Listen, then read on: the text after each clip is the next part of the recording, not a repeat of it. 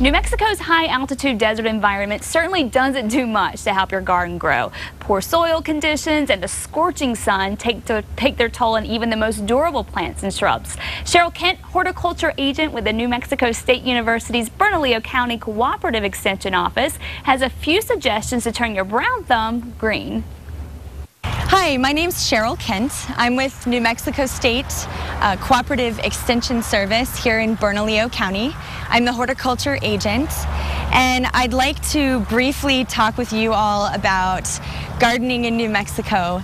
It's a huge topic, but I can boil it down to water management. How to keep your soil moist in our dry climate. That's the key. So to start off, the most important aspect to gardening, regardless of what you're trying to grow, is your soil. I get a lot of questions about how often should I water, how long should I water, and all of those questions are pretty hard to answer as a blanket prescription because everyone's irrigation system's different. Your soils are different, your plants are different.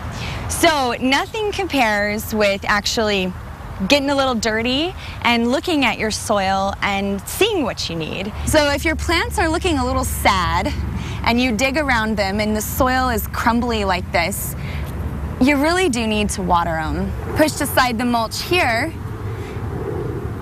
dug in the soil. You see how it stays together when I squeeze it? It's got some moisture in there. I would give it at least a few more days before I watered this again, and then you can come out and test it again. Do I really need to water? Another trick to retaining moisture, which is very important, is to use mulch. This is mulch. Anything you put on the surface of your soil. I prefer organic mulch, something that's not mineral, meaning not rocks.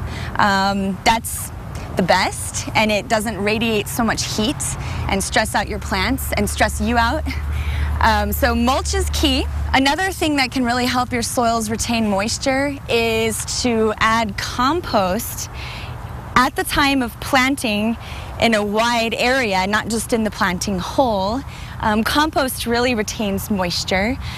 You can also put it on the surface as a mulch and it will filter down. You know, I mentioned to you to just get your hands dirty and check your soil moisture before you water again.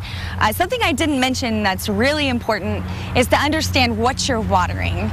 Watering your vegetable garden versus your oak trees versus your flowers versus your xeric landscape is very different. So think about a few things. Think about how deep the root systems are. If you're watering shrubs, you'll want to soak that water down to maybe 12 inches. So you don't want to just water a little bit of the surface several times a week. You probably want to water more deeply, maybe every 10 days. For a vegetable garden, maybe half that, 6 to 8 inches of moisture is probably adequate. Flowers, the same thing. Now trees are a whole other ball game. Tree roots can go down to about 3 feet and they spread very wide. And trees absorb most of their water out beyond the tips of their branches. So you really need to soak around the drip line of a tree, which is where the branches stop, and get that water soaked down about 2 feet. So that might mean running your irrigation for a long time, maybe hours, but you only need to do it every 4 weeks or so.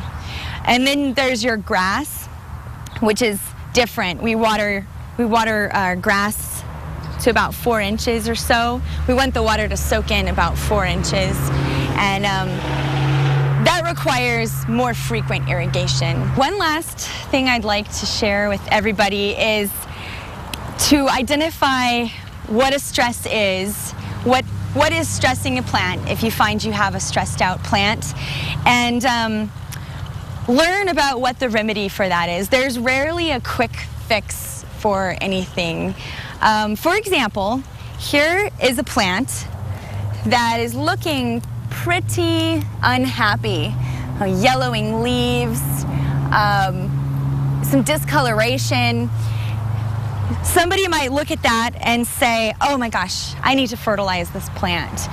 And really, when I step back and look at the big picture here, this plant is out in the sun, getting a lot more sun than some of its neighboring plants that actually look okay. And that is really the problem. So if I were to put some fertilizer on this plant, I would probably kill the plant. Fertilizing water-stressed plants can just push them over the edge. That includes your trees, it includes anything. When you fertilize, you're pushing plants to grow, and they're already having a little bit of trouble growing because they're too hot and dry. So don't do that. There are specific symptoms, specific symptoms for nutrient deficiencies, and I can help you identify that. And a nutrient deficiency will not kill a plant, so it's not a dire situation anyways. What we usually find out here are issues with water and heat. So let that be the first place you go when you're trying to solve a problem, and we can talk about the others as they arise.